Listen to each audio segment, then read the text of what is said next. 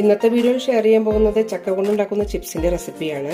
അതിനായി നല്ല മൂത്ത ചക്കയാണ് എടുത്തിരിക്കുന്നത്. അധികം ഖനമില്ലാത്ത ചുള കൊണ്ട് വേണം ചിപ്സ് ഉണ്ടാക്കിയെടുക്കാൻ. ഈ ഒരു വലുപ്പത്തിലുള്ള പീസുകളായി മുറിച്ചെടുക്കാം. വറക്കാനായി വെളിച്ചെണ്ണയോ സൺഫ്ലവർ ഓയിലോ എടുക്കാം.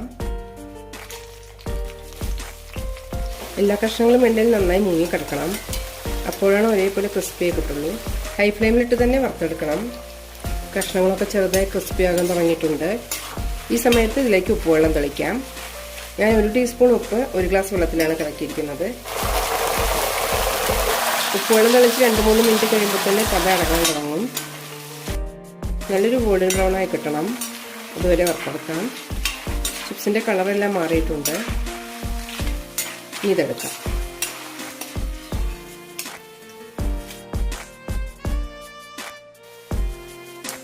നല്ല ക്രിസ്പിയെ തന്നെ കിട്ടിയിട്ടുണ്ട്.